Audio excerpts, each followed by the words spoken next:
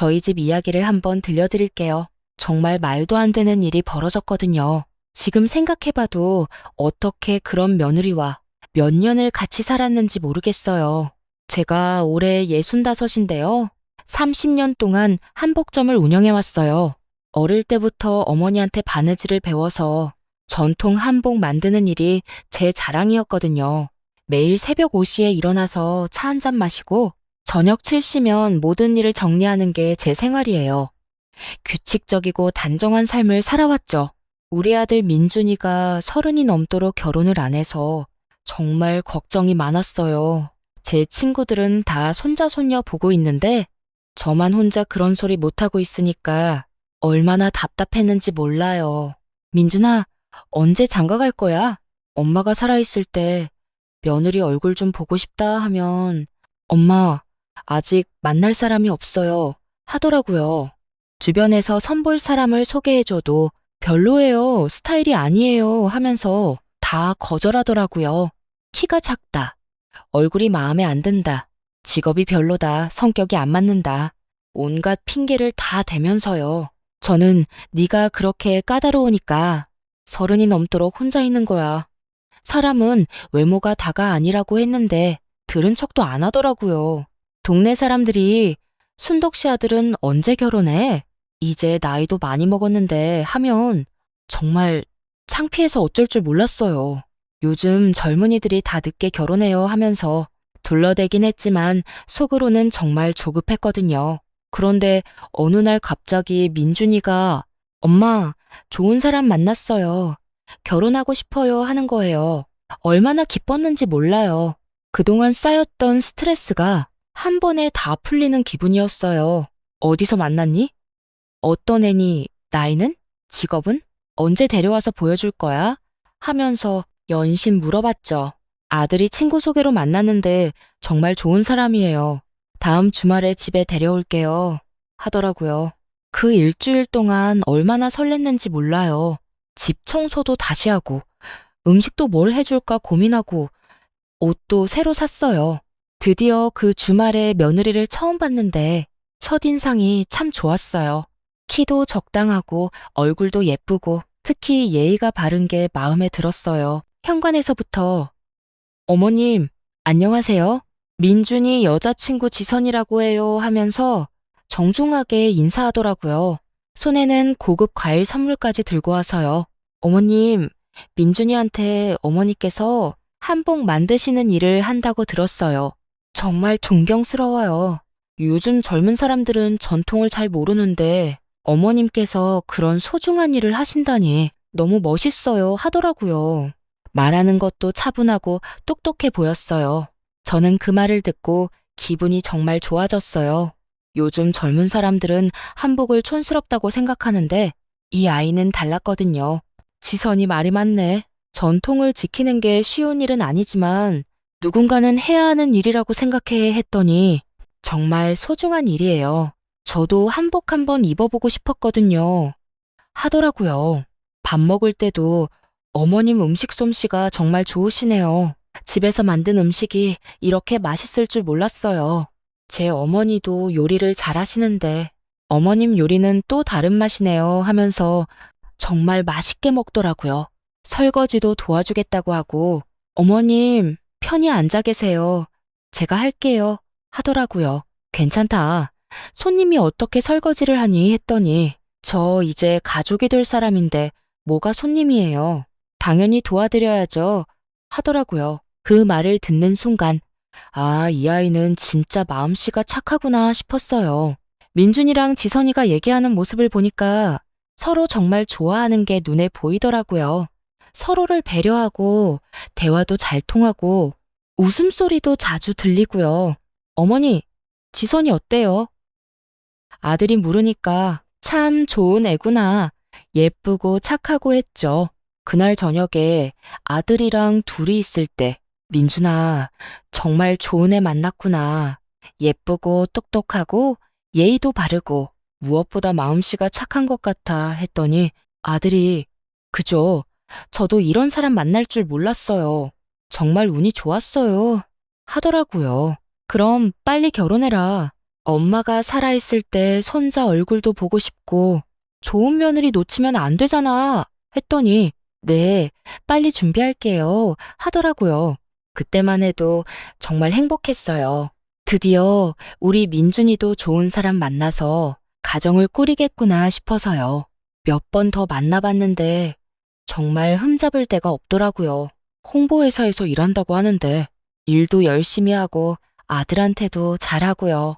어머님, 민준이가 어릴 때 어땠어요? 사진 좀 보여주세요 하면서 아들 어린 시절 이야기도 관심 있게 들어주고요. 우리 민준이가 초등학교 때는 정말 장난이 심했어. 어느 날은 개구리를 잡아와서 집에 풀어놓고는 하면서 옛날 얘기를 해주면 어머, 정말요? 상상이 안 돼요. 지금은 그렇게 조용한데 하면서 웃더라고요. 결혼식 준비할 때도 어머님, 의견이 제일 중요해요. 어머님께서 원하시는 대로 해요. 하더라고요. 청첩장 디자인부터 예식장 선택까지 제 의견을 먼저 물어보더라고요. 요즘 며느리들은 시어머니 의견은 듣지도 않는다던데 지선이는 정말 착하구나 생각했어요. 예식장 구경 갈 때도 같이 가자고 하고 어머님이 보시기에 어떤 곳이 좋으세요? 하면서 정말 저를 존중해 주더라고요. 음식 시식할 때도 어머님, 이 음식 어때요? 친척분들이 드시기에 괜찮을까요? 하면서 세심하게 신경 써주고요. 한복도 제가 직접 만들어주겠다고 했더니 어머님이 만들어주신 한복을 입고 결혼할 수 있다니 정말 영광이에요. 평생 소중히 간직할게요 하더라고요. 그래서 정말 정성을 다해서 예쁜 한복을 만들어줬어요. 결혼식 날도 정말 예뻤어요. 제가 만든 한복을 입고 나온 지선이를 보니까 정말 공주 같더라고요. 어머님이 만들어주신 한복을 입고 결혼할 수 있어서 정말 행복해요. 이 한복은 저희 딸에게도 물려주고 싶어요. 하더라고요. 친척들도 순덕이가 정말 좋은 며느리 만났네. 예쁘기도 하고 예의도 바르고 하면서 부러워했어요. 결혼식장에서 저는 정말 자랑스러웠어요. 이렇게 좋은 며느리를 얻게 되다니 정말 복이 많다는 생각이 들었거든요. 신혼 6개월 동안은 정말 모범 며느리였어요. 일주일에 두세 번은 꼭 집에 와서 안부 인사를 드리고 어머님 건강하시죠? 요즘 날씨가 쌀쌀해진데 감기 조심하세요 하면서 챙겨주더라고요. 명절 때는 제가 시키지도 않았는데 먼저 나서서 음식 준비를 도와주고요. 어머님, 제가 아직 서툴러서요. 천천히 가르쳐 주세요 하면서 정말 열심히 배우려고 했어요. 나물 무치는 것부터 전 부치는 것까지 하나하나 물어보면서요. 지선아, 너는 일하느라 바쁠 텐데 이런 것까지 안 해도 돼. 했더니 어머님, 이런 걸 배워두지 않으면 나중에 민준 오빠한테 맛있는 음식 해줄 수가 없잖아요. 그리고 나중에 아이가 생기면 아이한테도 엄마가 만든 음식을 먹여주고 싶어요. 하더라고요. 특히 아들한테 정말 잘했어요. 민준 오빠, 어머님께 안부 인사드리고 와요. 어머님 건강하신지 안 보신지 오래됐잖아요. 하면서 아들이 저한테 더 자주 연락하도록 했어요. 그때까지만 해도 정말 좋은 며느리를 만났구나 싶었죠. 주말에 시간이 나면 어머님, 오늘 쇼핑 같이 가실래요? 하면서 백화점도 같이 가고 어머님, 옷 하나 골라드릴게요 하면서 옷도 사주고요. 제가 괜찮다, 쓸데없는 돈 쓰지 마라 하면 어머님께 드리고 싶어서 그러는 거예요. 제발 받아주세요 하더라고요. 그때는 정말 행복했어요. 이런 며느리면 100점짜리라고 생각했거든요. 동네 아주머니들한테도 우리 며느리가 정말 착해요. 시어머니를 이렇게 잘 모시는 며느리가 어디 있어요. 하면서 자랑하고 다녔어요. 지선이가 임신했을 때도 어머님, 아이가 생겼어요. 어머님께서 봐주셔야 아이가 제대로 클 것 같아요. 하더라고요. 요즘 어린이집도 좋다던데 했더니 그래도 할머니가 키워주신 아이가 더 건강하고 바르게 자란다고 하잖아요. 어머님께 부탁드려요. 하더라고요.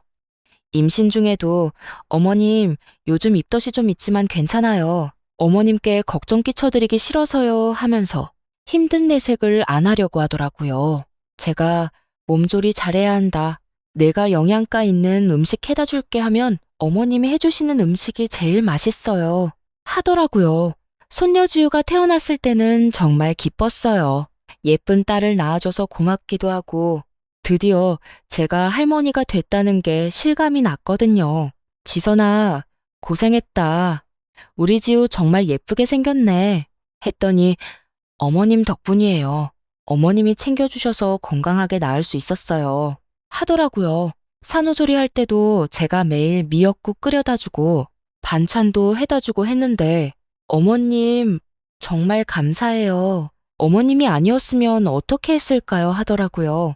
아기 돌볼 때도 어머님이 봐주셔야 안심이 돼요. 제가 일 때문에 바빠서 아기한테 소홀해질까봐 걱정이에요. 하더라고요. 그때는 정말 며느리가 고마웠어요. 이렇게 저를 믿고 의지해주는데 제가 최선을 다해서 도와줘야겠다고 생각했거든요.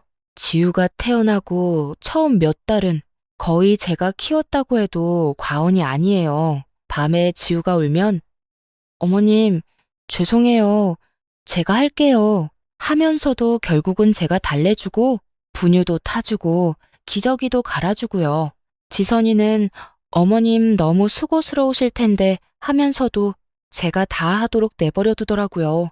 지우가 돌 지나고 나서부터 조금씩 이상해지기 시작했어요. 처음에는 요즘 회사 일이 너무 바빠서요. 새 프로젝트를 맡게 돼서 야근이 많아졌어요.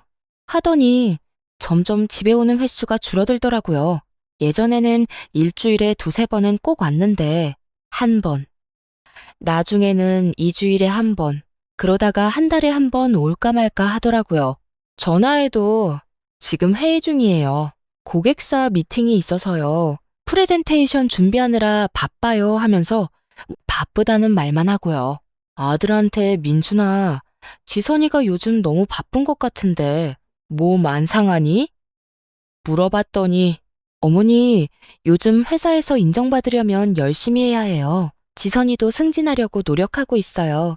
하더라고요. 그래도 그때까지만 해도 젊은 사람이니까 일이 바쁠 수도 있지 생각했어요.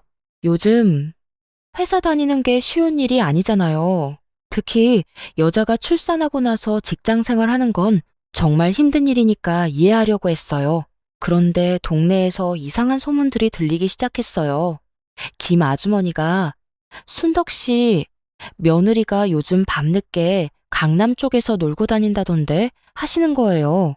처음에는 설마요, 우리 며느리가 그럴 리 없어요. 일 때문에 바쁜 거예요 했는데요. 박 아주머니도 내 딸이 강남에서 일하는데 지선이 클럽에서 봤다고 하더라 하시더라고요. 그때도 아, 회사 회식이었나 보죠. 요즘 회사들이 그런 데서 회식도 한다고 하던데요. 하면서 변명했어요. 하지만 점점 더 많은 사람들이 비슷한 얘기를 하니까 의심이 들기 시작했어요. 정말 우리 지선이가 그런 곳에 다닐까? 그렇게 착했던 아이가? 아니야, 그럴 리 없어. 사람들이 잘못 본 거야. 그런 생각을 하면서도 마음 한구석에는 불안감이 자리 잡고 있었어요. 어느 날 아들한테 민준아, 지선이가 요즘 너무 늦게 들어오는 것 같은데 괜찮니? 조심스럽게 물어봤더니 네, 요즘 프로젝트가 중요한 거라서 야근이 많아요. 곧 끝낼 거예요. 하더라고요. 그때까지도 아들은 며느리를 완전히 믿고 있었던 것 같아요. 그런데 며칠 뒤에 이웃 김 아주머니가 확실한 얘기를 해주시더라고요. 순덕아, 네 며느리 어젯밤에 클럽에서 나오는 걸 내가 직접 봤어. 남자들이랑 같이 나오더라고. 술 마신 것 같았는데 비틀비틀하면서 택시 타더라. 그 말을 듣는 순간 머리가 하얘지더라고요. 아, 정말이었구나. 사람들이 하는 말이 사실이었구나. 우리 지선이가 정말 클럽에 다니고 있었구나. 그동안 제가 얼마나 바보였는지 깨달았어요. 집에 돌아와서 한참을 생각했어요. 어떻게 해야 할까? 아들한테 말해야 할까? 아니면 며느리한테 직접 물어봐야 할까? 정말 고민이 많았어요. 혹시 제가 잘못 생각하는 건 아닐까 하는 생각도 들고요. 그날 밤 아들을 불렀어요. 민준아, 엄마가 하는 말 잘 들어봐. 네, 아내가 클럽에 다닌다는데 그게 사실이냐? 아들은 어머니, 그게 무슨 말씀이세요? 지선이가 클럽에 다닐 리 없어요 하면서 놀라더라고요. 김 아주머니가 직접 봤다는데? 남자들이랑 같이 나오는 걸 봤다고 하던데? 제가 다시 물으니까 아들이 어머니, 그건 오해일 거예요. 지선이는 그런 사람이 아니에요. 하더라고요. 마침 현관문이 열리는 소리가 났어요. 시계를 보니까 새벽 1시 반이었어요. 거실로 나온 며느리를 보니까 화장이 번지고 머리도 흐트러져 있고 술 냄새가 확실히 나더라고요. 지선아, 어디 갔다 오니? 이렇게 늦게? 제가 물으니까 지선이가 잠깐 당황하는 기색을 보이더라고요. 회에 회사 회식이 있었어요 하는 말이 좀 어눌했어요. 회식이 새벽까지 하니? 그것도 이렇게 술을 많이 마시고? 제가 다시 묻자 며느리가 2차, 3차까지 했어요. 요즘 회사가 바빠서 스트레스가 많아서 동료들이랑 하더라고요. 그때 아들이 여보, 그래도 너무 늦지 않아? 지우도 있는데 이렇게 늦게까지 나와 있으면 했더니 며느리가 갑자기 짜증을 내더라고요. 오빠도 그러세요? 저도 스트레스 풀 권리가 있잖아요. 매일 일하고 육아하고 얼마나 힘든데요. 가끔 동료들이랑 술 마시는 것도 안 돼요. 목소리가 확실히 달라졌어요. 그 말을 듣는 순간 뭔가 이상하다는 생각이 들었어요. 예전에 그 착했던 며느리와는 완전히 다른 사람 같았거든요. 말투도 거칠어지고 예의도 없어지고 뭔가 사람이 변한 느낌이었어요. 지선아, 그래도 기혼 여성이 새벽까지 술 마시는 건 제가 말하려다가 며느리가 확 돌아보면서 시어머니, 요즘이 언제인데 아직도 그런 구식 생각을 해요. 21세기예요. 21세기 하더라고요. 아들도 당황한 기색이었어요. 여보, 그래도 어머니께 그렇게 말하면 했더니 며느리가 오빠는 맨날 어머니 편만 들어요. 제 입장은 생각해봐요. 하면서 방으로 들어가 버리더라고요. 그날 밤 잠을 못 잤어요. 정말 우리 며느리가 저런 사람이었나? 6개월 동안 보여준 모습들이 다 가짜였나? 아니면 제가 너무 보수적인 건가? 온갖 생각이 머릿속을 맴돌았어요. 며칠 뒤에 또 다른 소문이 들렸어요. 이번에는 더 구체적이었어요. 며느리가 클럽에서 남자들과 술을 마시고 심지어 같이 춤까지 췄다는 거예요. 그것도 한두 번이 아니라 거의 매주 간다는 얘기였어요. 박아주머니가 순도가 네 며느리 이제 클럽 단골인 것 같더라. 내 아는 사람이 그 클럽에서 일하는데 지선이 얘기하더라고. 거의 매주 온다고. 그것도 항상 남자들이랑 같이 하시더라고요. 정말 충격이었어요. 매주, 거의 매주 클럽에 간다고? 그럼 그동안 회사 야근이라고 한 게 다 거짓말이었다는 건가요? 제가 지우를 돌봐주고 있을 때 며느리는 클럽에서 놀고 있었다는 거예요? 집에 와서 며느리한테 직접 물어봤어요. 지선아, 네가 클럽에 다닌다는데 그게 사실이냐? 그것도 매주? 그랬더니 며느리가 아무렇지 않게 네, 가끔 가요. 뭐가 문제예요? 하더라고요. 그 당당한 태도에 더 놀랐어요. 미안해하거나 변명하는 것도 아니고 오히려 뭐가 문제냐는 식으로 나오는 거예요. 뭐가 문제냐고? 너 결혼한 여자가 밤늦게 남자들이랑 클럽에서 노는 게 맞다고 생각하니? 제가 화가 나서 소리쳤더니 며느리는 시어머니 생각이 너무 보수적이에요. 요즘은 다 이렇게 살아요 하더라고요. 보수적이라고? 그럼 네 생각에는 기혼 여성이 클럽에서 남자들이랑 노는 게 정상이라는 거야? 제가 다시 물으니까 친구들이랑 스트레스 풀러 가는 건데 왜 간섭해요? 저도 제 인생이 있어요. 하더라고요. 친구들이라고? 남자친구들 말이지? 제가 물으니까 남자든 여자든 친구는 친구예요. 시어머니는 왜 그렇게 생각이 좁으세요? 하더라고요. 정말 기가 막혔어요. 그때 아들이 회사에서 들어왔어요. 분위기가 이상한 걸 눈치챘는지 무슨 일이에요? 하고 물어보더라고요. 아들한테 민준아, 네 아내가 매주 클럽에 간다는데 그거 알고 있었니? 했어요. 아들이 깜짝 놀라면서 여보, 그게 사실이야? 하니까 며느리가 네, 맞아요. 친구들이랑 가끔 가는 거예요. 하더라고요. 가끔이 아니라 매주라던데? 그럼 그동안 야근한다고 한 건 다 거짓말이었어? 아들이 물으니까 며느리가 잠깐 머뭇거리더니 야근도 하고 친구들이랑 만나기도 하고 그래요. 하더라고요. 여보, 그래도 아이 엄마가 그러면 안 되지 않아? 아들이 말하니까 며느리가 오빠까지 그러시면 정말 답답해요. 저를 집에만 묶어두려고 해요? 저도 사회생활 하는 사람이에요 하면서 화를 내더라고요. 사회생활이랑 클럽에서 노는 건 다르잖아. 아들이 말하니까 요즘 젊은 사람들은 다 그렇게 해요. 오빠도 회사 사람들이랑 술 마시잖아요. 하더라고요. 그건 회사 일이고 나는 새벽까지. 클럽에서 놀지는 않아. 아들이 말하니까 며느리가 남자는 되고 여자는 안 된다는 거예요? 그게 성차별 아니에요? 하더라고요. 집안 체면이라는 게 있잖아. 이웃들이 뭐라고 하겠어? 제가 말하니까 남 시선 신경 쓰며 사는 게 답답해요. 저는 제가 하고 싶은 대로 살 거예요. 하더라고요. 그날부터 집안 분위기가 정말 나빠졌어요.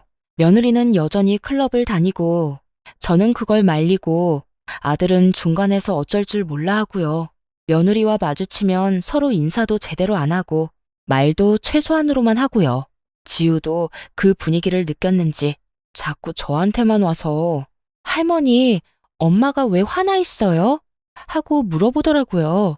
어린 아이에게 뭐라고 설명해야 할지 몰라서 엄마가 요즘 일 때문에 좀 힘들어해 하고 둘러댔어요. 그해 추석이 다가왔을 때 두 번째 큰 충돌이 일어났어요. 추석 일주일 전에 며느리한테 전화했어요.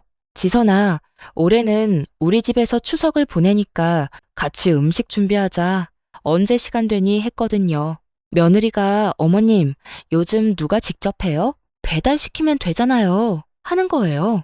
처음에는 농담인 줄 알았어요. 무슨 소리야? 명절 음식을 배달로? 했더니 진짜예요. 요즘 명절 음식 배달하는 곳 많아요. 더 맛있고 편해요. 하더라고요. 지선아, 명절 음식은 정성으로 만드는 거야. 가족이 함께 만들어야 의미가 있는 거라고. 제가 설명했지만 며느리는 그런 구식 생각은 그만해요. 효율적으로 하면 되는 거 아니에요? 하더라고요. 구식 생각이라고? 우리 집안이 30년 넘게 추석 때마다 직접 음식을 만들어 왔는데 그게 구식이라는 거야? 제가 화가 나서 소리쳤더니 시대가 바뀌었어요. 21세기인데 왜 그렇게 고지식하게 살아요? 하더라고요. 그럼 너는 추석 음식 준비 안 할 거야? 제가 물으니까 어머님이 꼭 직접 하시고 싶으면 혼자 하세요. 저는 배달 주문할 거예요. 하더라고요. 정말 기가 막혔어요. 결국 추석 당일까지 며느리는 음식 준비를 도와주지 않았어요. 저 혼자 새벽부터 일어나서 전도 부치고 나물도 무치고 떡국도 끓이고 정말 힘들었어요. 오후에 친척들이 하나둘씩 모이기 시작했는데 갑자기 배달 오토바이가 집 앞에 서더라고요. 며느리가 시킨 음식들이 배달로 온 거였어요.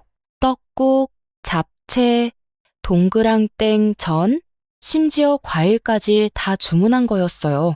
친척들이 이게 뭐야?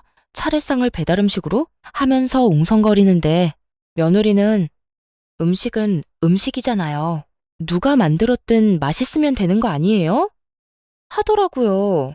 큰아버님이 예전에는 며느리들이 시어머니랑 같이 정성스럽게 만들었는데 하시니까 며느리가 요즘은 그런 시대가 아니에요.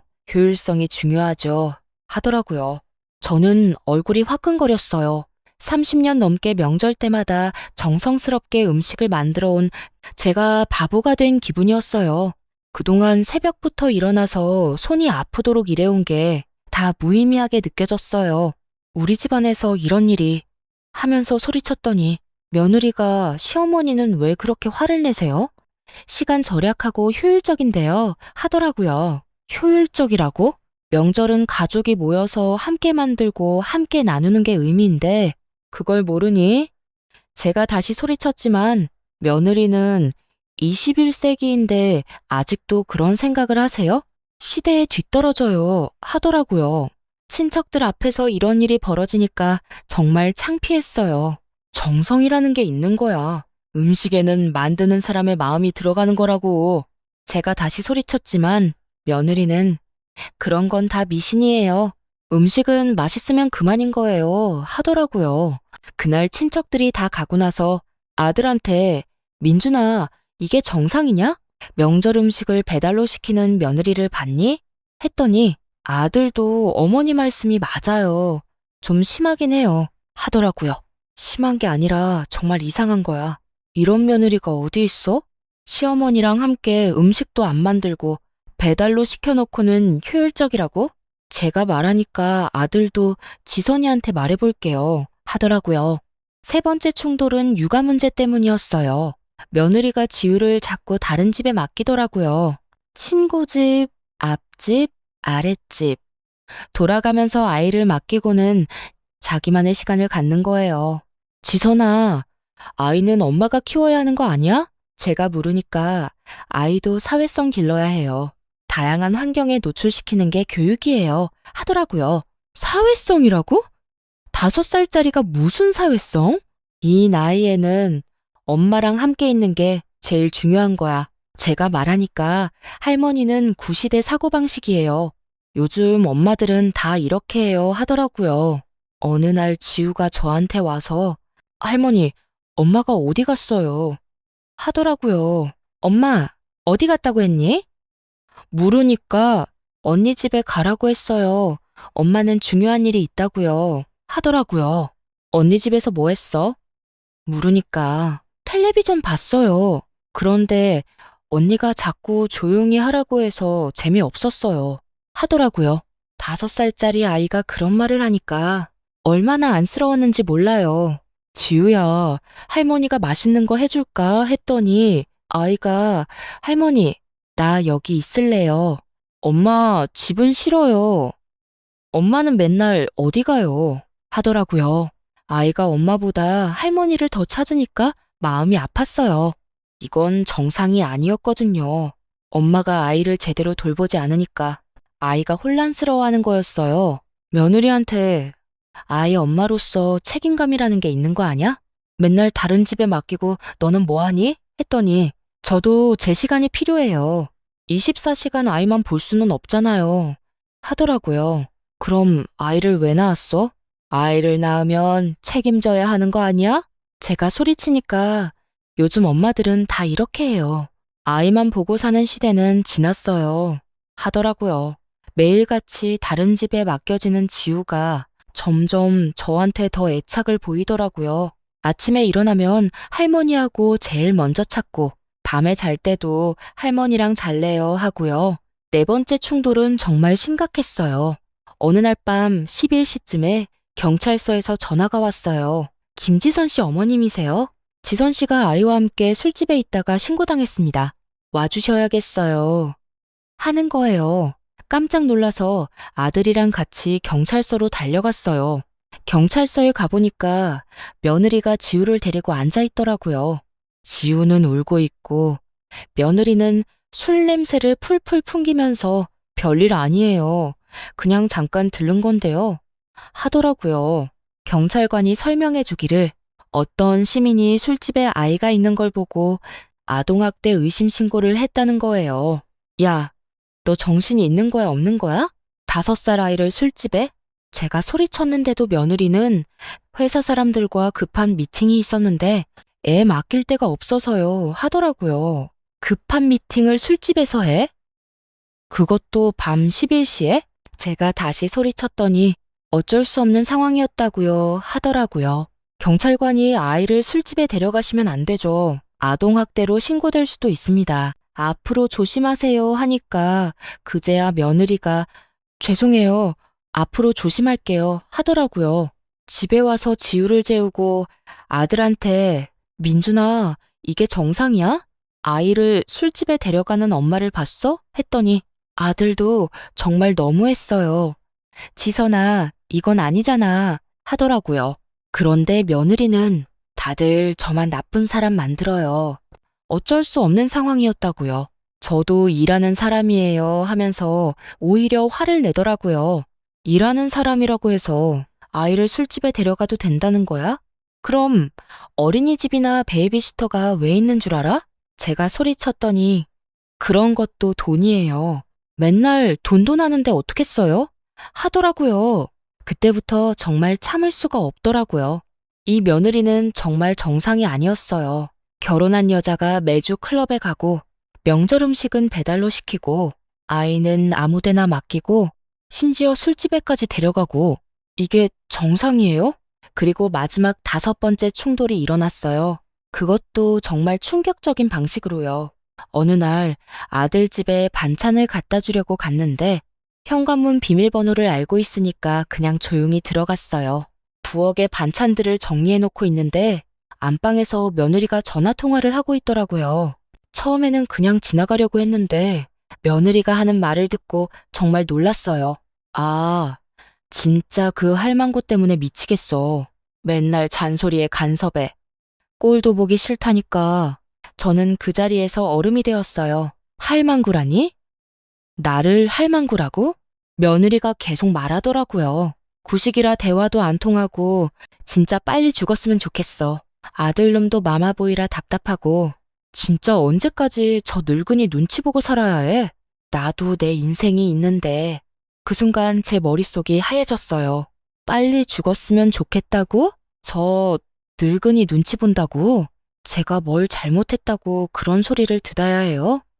분노가 치밀어 올라와서 참을 수가 없더라고요. 안방문을 벌컥 열고 들어갔다. 이게 뭐야? 지금 나한테 이런 소리를?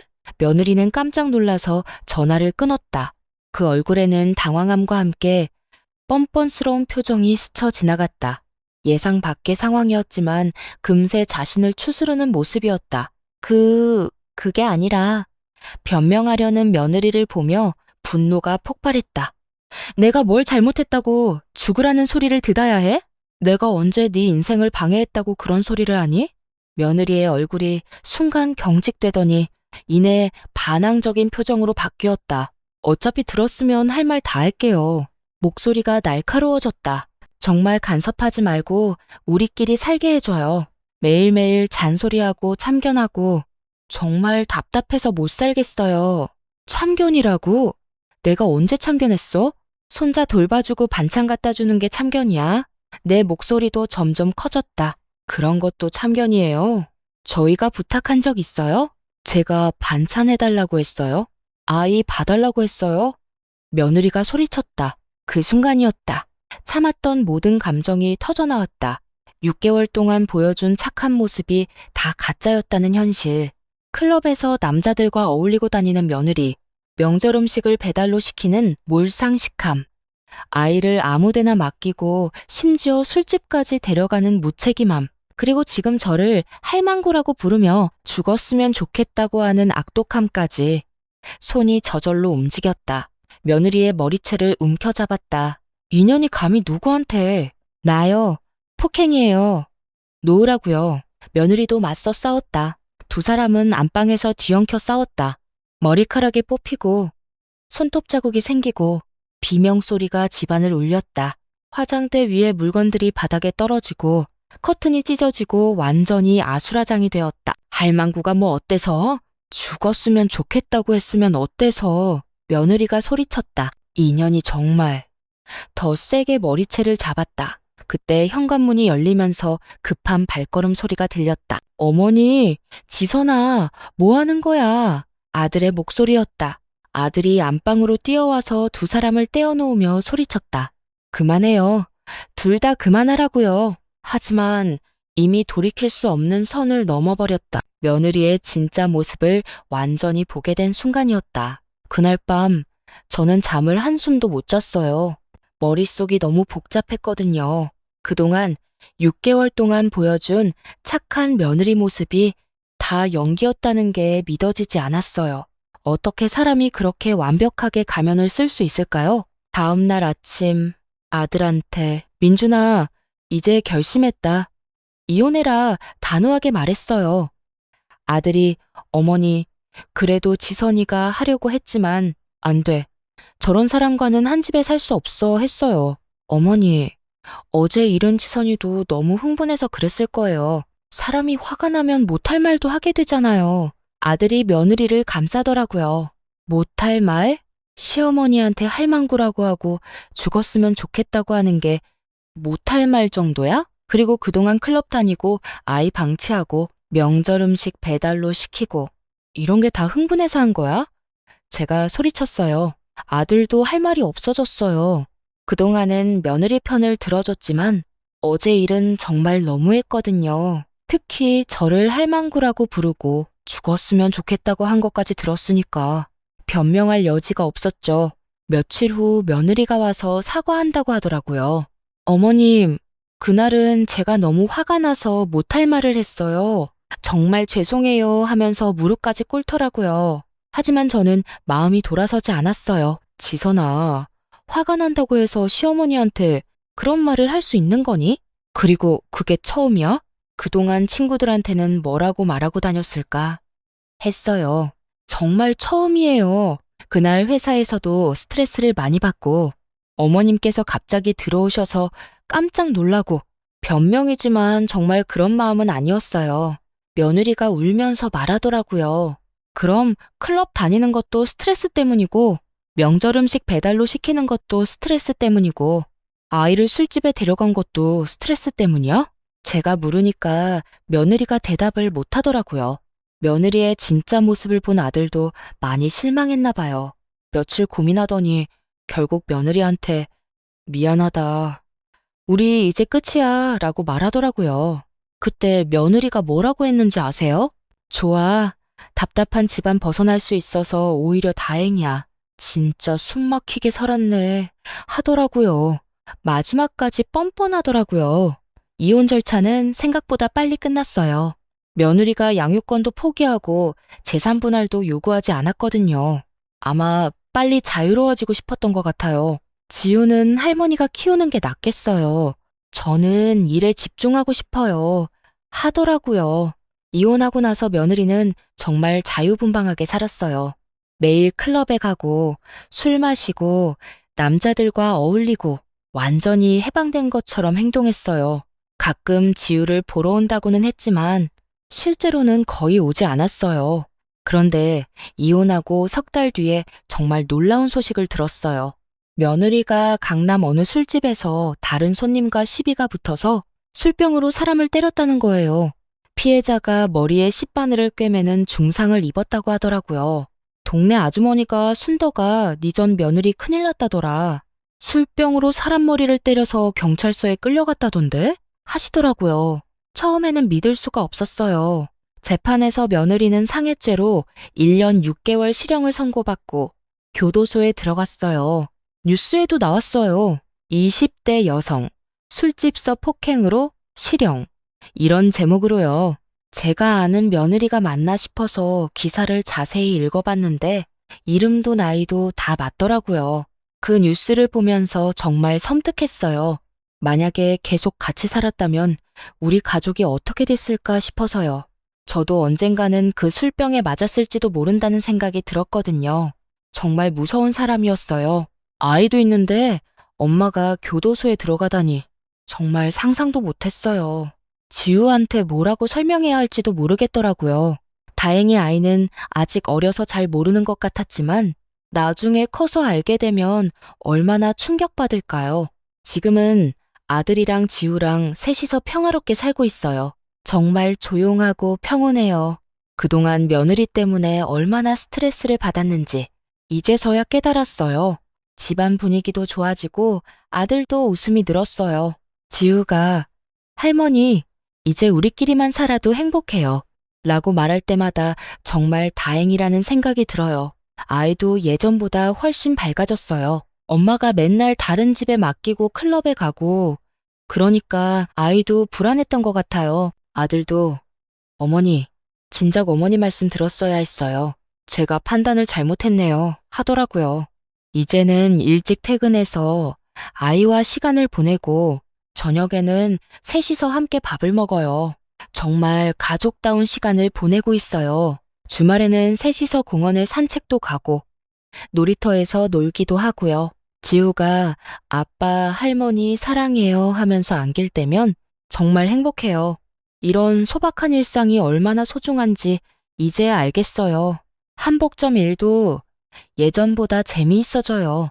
스트레스가 없으니까 일에 집중할 수 있고 손님들한테도 더 친절하게 대할 수 있어요. 며느리 때문에 신경 쓰느라 일에 제대로 집중하지 못했던 것 같아요. 지우도 가끔 한복점에 놀러 와요. 할머니, 이 한복 예뻐요 하면서 좋아하더라고요. 나중에 이 아이가 크면 한복의 아름다움을 알게 될 거예요. 전통을 소중히 여기는 마음도 가르쳐주고 싶어요. 가끔 며느리가 교도소에서 어떻게 지내고 있을까 궁금하기도 해요. 그래도 반성하고 새 사람이 되어서 나오기를 바라요. 비록 우리 가족과는 연이 끊어졌지만 한때는 가족이었고 무엇보다 지우의 엄마니까요. 텔레비전에서 가끔 교도소 이야기가 나오면 채널을 돌려요.